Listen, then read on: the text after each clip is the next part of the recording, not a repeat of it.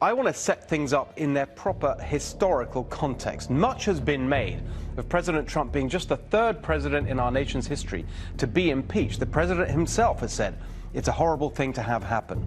Well, it's certainly that, but let's be clear. Impeachment is nothing to be ashamed of when it's done by your political enemies for partisan reasons because they hate your policy success. And in the end, that is what this impeachment effort is all about. The Democrats, the establishment, the anti-Trump cult on ruling class state TV, they thought that a Trump presidency was unthinkable. When it happened, they were certain it would be unsuccessful. And when it did succeed, they found that absolutely unbearable. That is why Donald Trump is being impeached. They hate him, they hate the people who support him, and they really hate his success. They fear that none of their candidates is strong enough to beat Trump in 2020. They know that the Trump record is a re-election record. Any reasonable person looking at the policy results, looking at the substance, looking at the facts, would agree that the Trump presidency is one of the most successful in American history. It's hard to think of any other president who's delivered so many of their promises and achieved positive results on such a broad range of issues. Unemployment falling, earnings rising, criminal justice reformed, the heartland revived, energy independence, manufacturing resilience, illegal immigration coming down, the wall going up, China confronted, the caliphate defeated, NAFTA renegotiated, our military rebuilt, NATO paying more, regulations costing less, conservative judges appointed, campus free speech defended, drug prices down, family leave up, training places for 13 million, child tax credits for 40 million, tax cuts for 100 million, a booming economy for everyone. On and on it goes. Promise after promise, success after success. Good news for America that's bad news for Democrats. If you can't beat them, join them, they say. Well, for Pelosi and Schumer and Schiff and Nadler, Maxine and all the rest of the rotten, corrupt crew, there's a new version. If you can't beat him, impeach him. That's the historical context. That's why there's no shame in this impeachment, except for the sick, hateful, decadent Democrats who couldn't care less about the real world or real people's problems, who are addicted to their pathetic, self-indulgent political games, who want to overturn the last election because they're worried they'll lose the next one, who are guilty of the exact same things they accuse the president of: abuse of power, undermining democracy, subverting the rule of law, whose lust for power and contempt for anyone who disagrees with them has driven them to divide the country with demented rage. Yes, the Democrats should feel plenty of shame over this impeachment, but the president certainly shouldn't, and neither should his supporters. In fact, just the opposite. Wear impeachment like a badge of honor and wield it like a weapon of war. Turn it on the Democrats. Make them pay for what they've done to America. Drag the process out in the Senate. Every day this goes on, it's worse for them. Put their dirty secrets on public display. Make Joe Biden testify, and his corrupt mess of a son, and his crony, Devon Archer, and the sanctimonious John Kerry, who is up to his neck in all this too, and the Democrat senators Markey, Blumenthal, Shaheen, who are part of the corrupt Ukraine cash for gas scandal that, of course, must be investigated, as we've been telling you for months. Make them pay. Make them suffer. Make them regret every minute of the last 3 years of Trump-hating, democracy-undermining, progress-blocking, Russia-Ukraine conspiracy theory madness that has taken over a once sane political party. The president is a master at projecting. When he calls somebody else nervous, he's the nervous one. Oh, I know you are, but what am I? When he suspects that somebody's not praying, he's probably not praying. I know you are, but what am I? Whether it's like today they're taking food stamps away from people, or was that yesterday?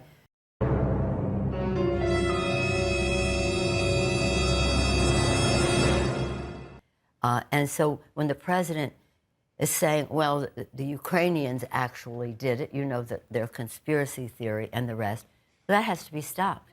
Because what the president, one of his grievances, his offenses, is that he was jeopardizing the integrity of our election, and we could not let him continue to do that without holding him accountable for it.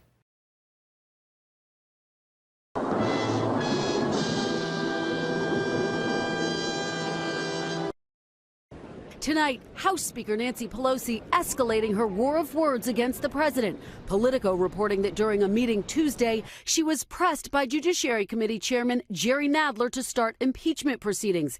NBC News has learned from a congressional source in the room, Pelosi then said about the president, "I don't want to see him impeached. I want to see him in prison." This isn't about politics at all. This is about patriotism. It's not about partisanship. It's about honoring our oath of office. Thank you, Madam Speaker. Impeaching a president of the United States.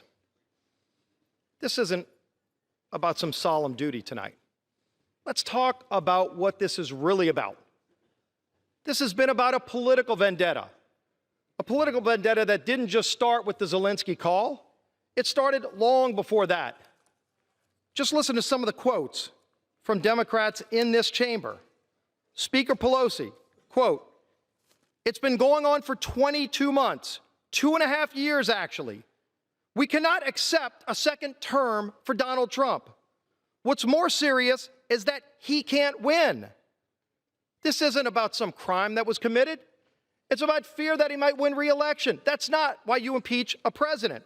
Al Green, quote, "I'm concerned that if we don't impeach this president, he will get re-elected." The list goes on, Madam Speaker. In fact, there's some quotes that I can't even read on this House floor that some of our colleagues made. And keep in mind, more than 100 Democrats on this House floor voted to impeach this president before the Zelensky phone call. Just look at some of these articles of impeachment that they voted for. 2 years ago, 58 Democrats voted to impeach the president over comments he made about NFL players kneeling for the Pledge of Allegiance. Impeaching the president, over 50 Democrats voted to impeach him for that. Just this summer, over 90 Democrats voted to impeach the president for comments he made about the squad. So he makes comments about some other members of Congress who make a lot of comments about him, and 95 members vote to impeach the President of the United States. This is a political vendetta. It has nothing to do with a crime committed. There was no crime. And why don't we listen to some of the witnesses?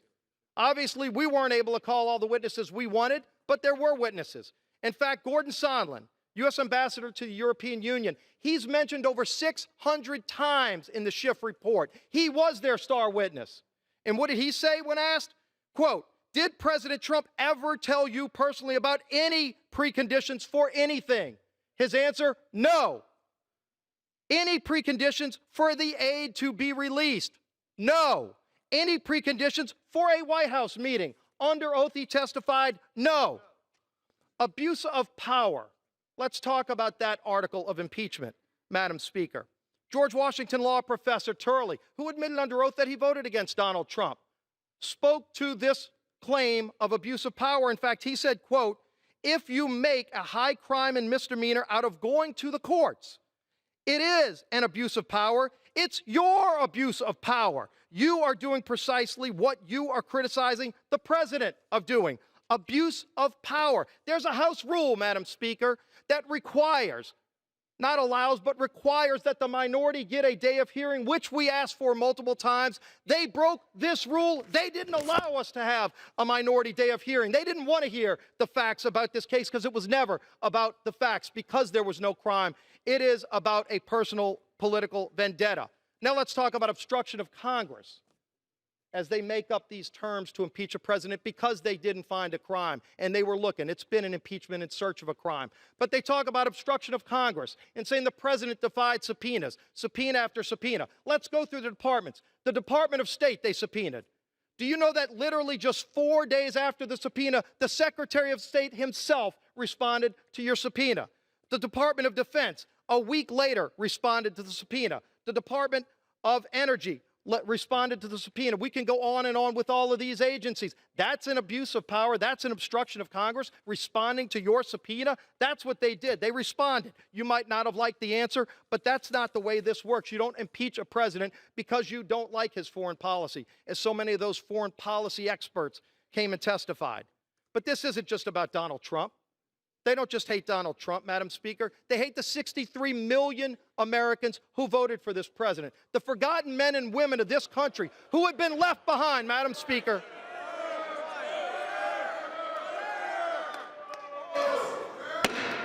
House will be in order. Gentlemen may proceed.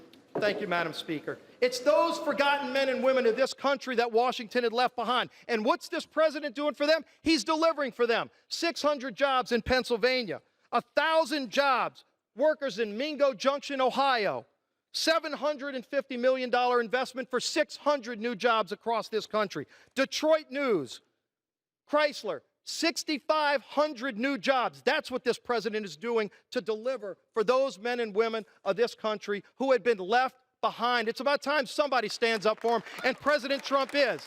So it is a political vendetta.